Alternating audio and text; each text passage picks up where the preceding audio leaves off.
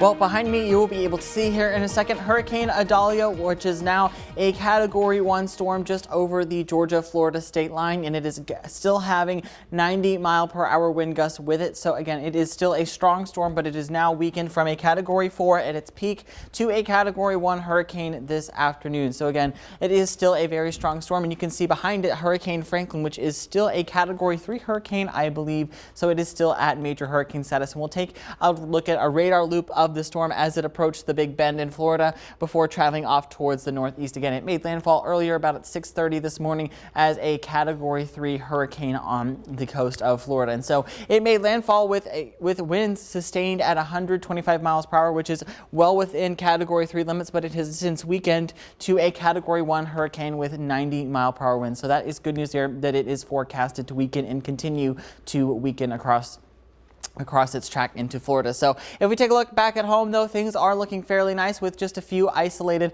fair weather clouds out there. Overall, not too bad, and things are very, very comfortable temperature-wise, with temperatures only being in the mid-70s for Harrisburg and for Mount Vernon. But towards the south in Paducah and in Poplar Bluff, things are a little bit warmer at 80 degrees. And again, I am expecting warmer temperatures, so mild conditions today, especially for those of us in the north. A cool evening is expected with temperatures to bottom out tonight into those 50s. And then pleasant weather again for tomorrow and for Friday. So overall, not a bad next 3 days. So we'll take a look at our hour by hour. We can see by 12 o'clock this afternoon, temperatures are in the mid-70s, and then they really don't get much out of the mid-70s for us here in southern Illinois.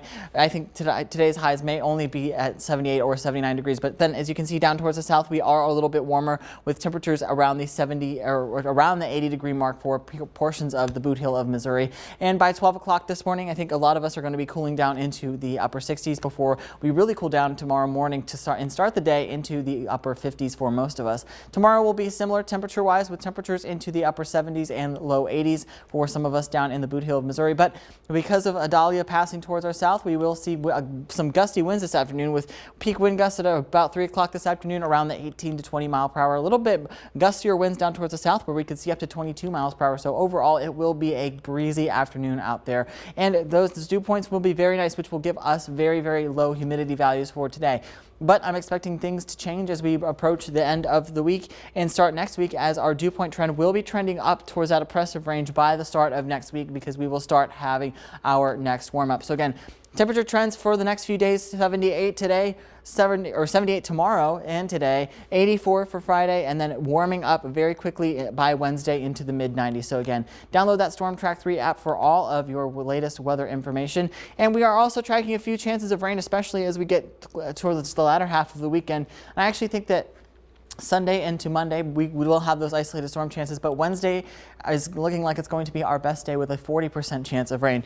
So again, just to recap, we'll take a look at that 10-day forecast. We'll see temperatures by Wednesday or today are going to be in the upper 70s, low 80s. Thursday is going to be our nicest day, but we will start that warming trend on Friday with temperatures in the mid 80s before it really starts to get warm on Saturday and Sunday, with temperatures in the upper 80s and low 90s before Monday and Tuesday, where we are going to be in the mid to upper 90s for parts of next week, where we're actually going to be really well above average for next week. So summer's not over yet. We still have a few weeks. We're actually only about 23 or 22 days away from the start of fall. So again, but summer's not over.